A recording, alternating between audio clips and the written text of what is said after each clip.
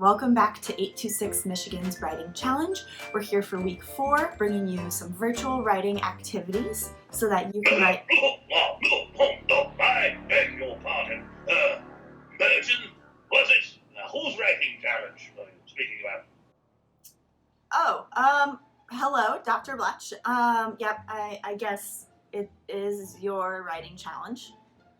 That is correct, Mergen. Now, as you know, do you know which of the Doctors Blotch you are currently speaking to? I am the great, the fearsome, the marvelously pungent Dr. THADDEUS Blotch, uncle to the Liberty Street robot shop Zion, and so on and so forth. And you know what, London? I almost cancelled this call this week because I am busy, so very busy. What are you up to, Dr. Bletch? I knew you would ask that, so I'm constantly thinking about new ways to make money. These times are no exception. So I was eating my pickled book of bologna and limburger sandwich the other day, and you know what? I thought, isn't someone going to sell robots to the good people of Antarctica? Dr. Bletch, are there any people in Antarctica other than you?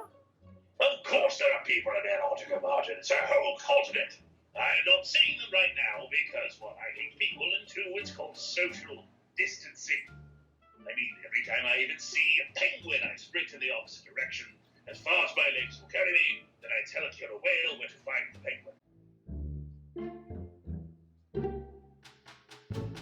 Now, where was I? Yes, before you brought up that nonsense question, right? Robot store, money, take over the world. So I needed help, and I thought, oh my Mooncats, the market is literally flaming hot for robots right now, and I need, that word starts with an H, help, yes. What do you need help with, Dr. Bletch? I am very glad you asked that. Of course, I knew you would know. I need, writers to create brand new electrical inventions that the world has never seen before.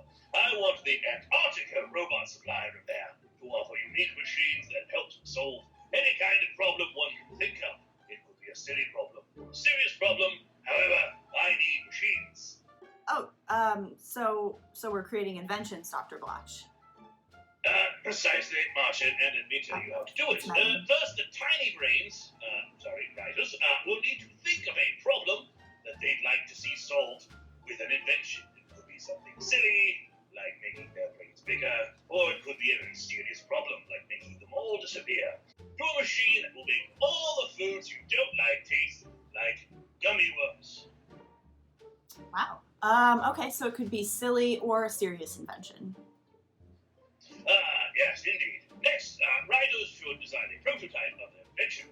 A prototype is it's a fancy word for the first version of the invention you create. It is where you form your ideas and test them out all at once.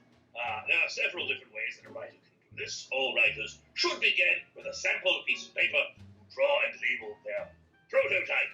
Finally, I also recommend that they create a 3D prototype of their invention. They can go rummaging about in their recyclables at home to find items for building, or they can use other materials such as blocks or Lego. Sometimes building something in 3D can help writers to think of new and better ideas. Okay, so students are creating an invention that solves a problem, and then drawing or possibly building it. Yes, and finally, the tiny little children should create a pitch that sells their product to me. A pitch is a short speech that allows you to convince people to buy your invention.